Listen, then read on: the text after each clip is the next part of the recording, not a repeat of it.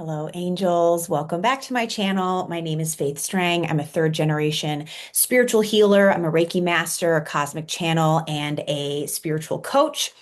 And last night I did a mind-blowing past life regression at a local metaphysical store with an incredible past life regressionist named Yaron DeWitt, who used to be my neighbor, actually. And he trained with Dolores Cannon in the QHHT technique. It was not the first group regression that I've done. This was a group regression with him, but this one was really, really, really special. And I don't talk about my own past life experiences too much. Every once in a while I do, because honestly, my feeling is like, who fucking cares?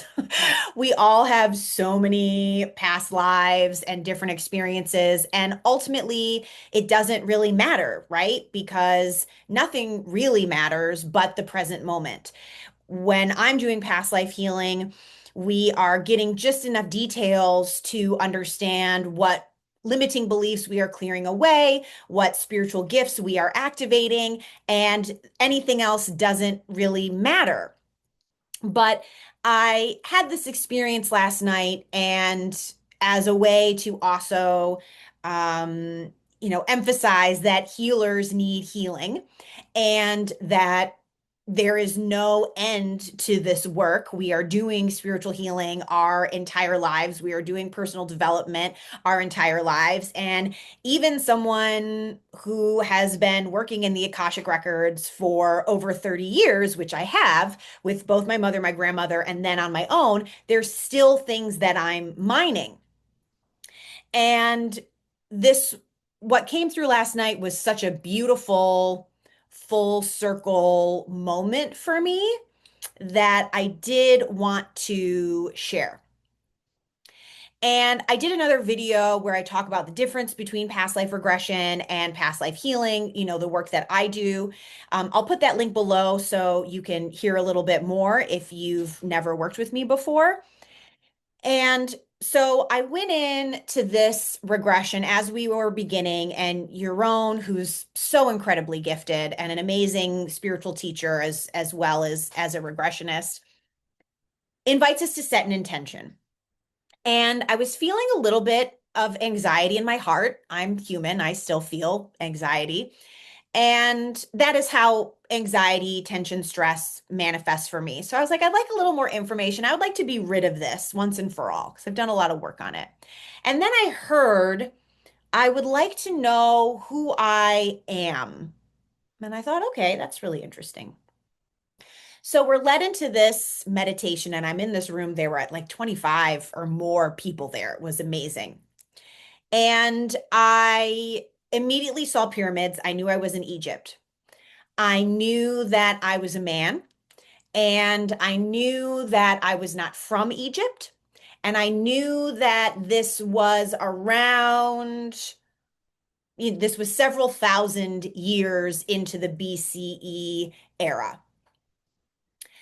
And as, we're being led through this meditation, we're being asked different questions to help us ground into the space, to understand why we're there. I knew that I was in a scene, Essene.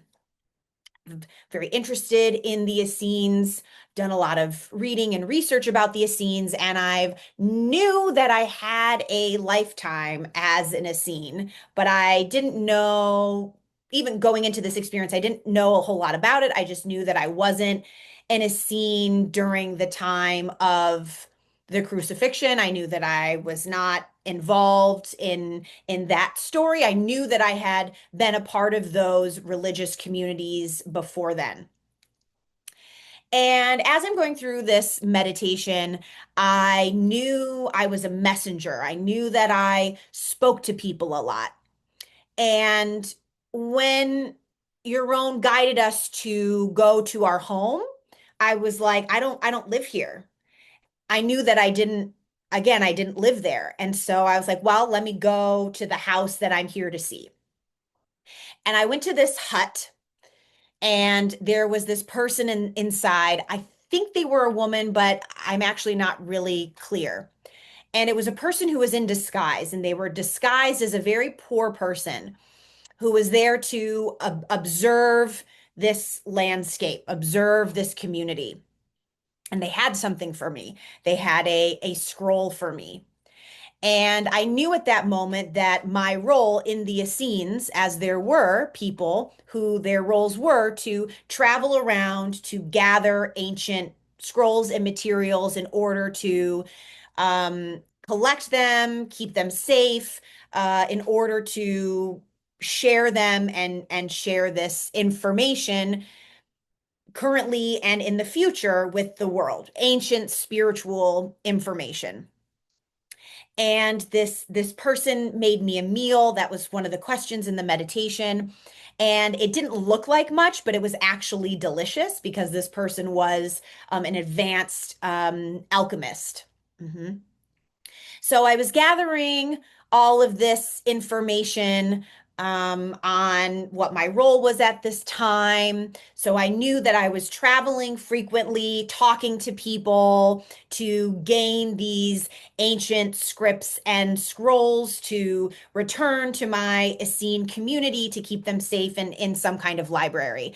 And I was like, well, it makes sense why I love to travel. I mean, I know it's in my astrology chart too, but traveling is so important to me. Learning about different, spiritual texts and cultures is also important to me. Communication is very important to me. So already I'm seeing parallels into my lifetime now. So then we were guided to go into another important life event. And I felt myself traveling north. I was traveling in Northern Europe. I'd never been that far north before. There was a specific piece of, text that I was there to get. And I just was feeling it's so cold and it's so dark. The Sweden kept coming through, which wouldn't have been Sweden at that time, but that area. And I had, traveled this long, long, long distance. I was very excited about receiving this specific text. There's some energy coming up in my body even as I'm sharing this. Mm.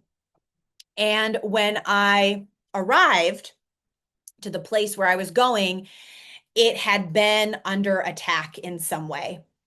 And I felt that I didn't allow myself to have all the feelings because that wasn't helpful for me at that time, but it was a giant disappointment. And I didn't even allow myself to experience fear because I knew how to transmute fear, but that we lost that one. We lost that one. And of course it was very, very, very sad. So then we went to another important event in our life, and I saw myself getting married. And I was getting married to a woman who understood what I was doing. There was mutual respect here. She was also an Essene. And I was, even I'm getting more information now as I'm talking about it. I was in my like early 40s when I got married, and I was very excited. There was love there. It wasn't, a deep love match, but respect and alignment in values was incredibly important. But I did know that my life was going to change because now I had another person to be responsible for. And I was still doing some work, but it wasn't the same. It wasn't exactly what I was doing before. And I was grieving some of my old life, but also embracing and accepting that this was a new season. And then we went to another important day, and my wife was giving birth to a baby boy. And there was so much love. People say, right, when you have babies, when you have children, your heart just expands. And I was absolutely in that space and feeling fear for maybe the first time in a very long time on if I could protect him. And my life changed even more at that time There was even less that I could do. It felt like my mission as I was moving into this next phase had it had ended. It had ended now. And I was picking up on the fact that, I liked the danger a little bit of what I had been doing before. I liked the thrill of that, which totally makes sense for who I am.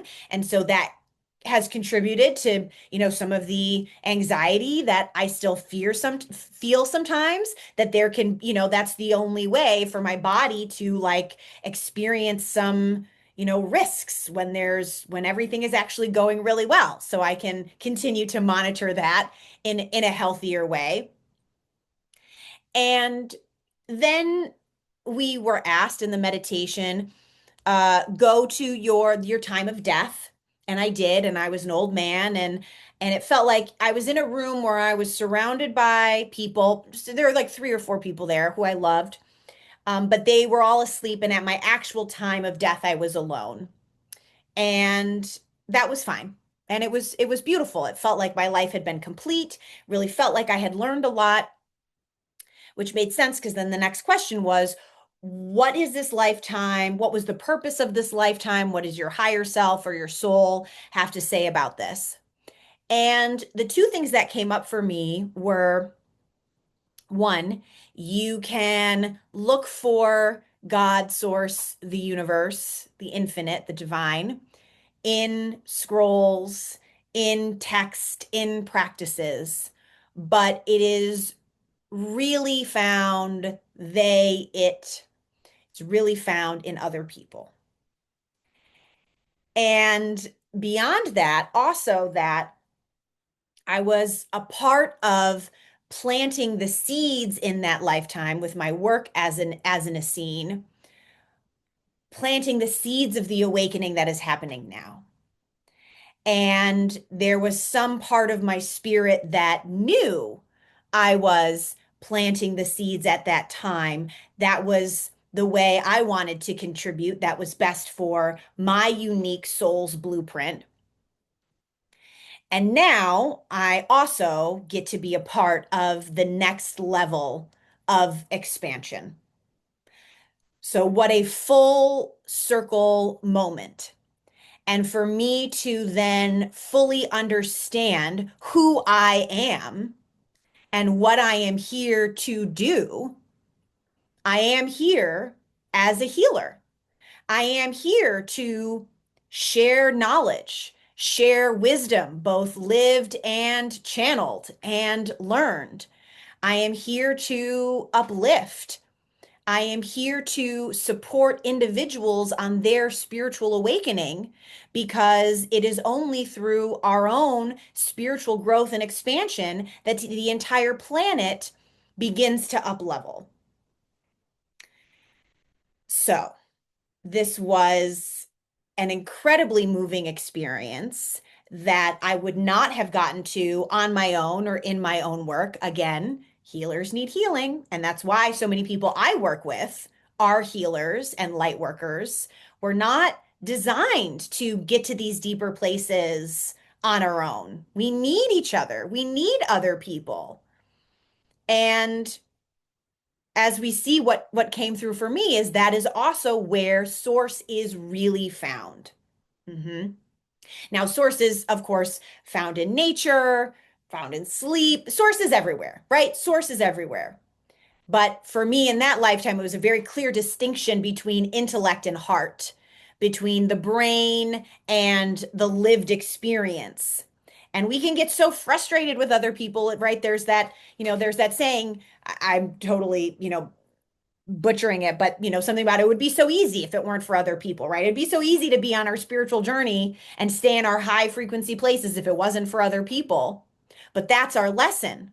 How can we still see how those people are our teachers, how those people are also source energy, that God still loves those people as innocent divine children? And our pathway is, how can I see with the eyes of source and how can I see everyone as my teacher? That's where God is. That's where God is. Mhm. So I'm so grateful for that experience. I think I'm going to go again next month because, I mean, why not? Why not? Have you done a past life regression before? I would love to hear what came up for you. And if you are looking for deeper support, understanding an experience you had, or you are interested in understanding more about past life healing in your own past lives, you can book a session with me. The link is below. Thank you so much for being on your spiritual journey. You are helping to raise the vibration of the planet. Bye for now.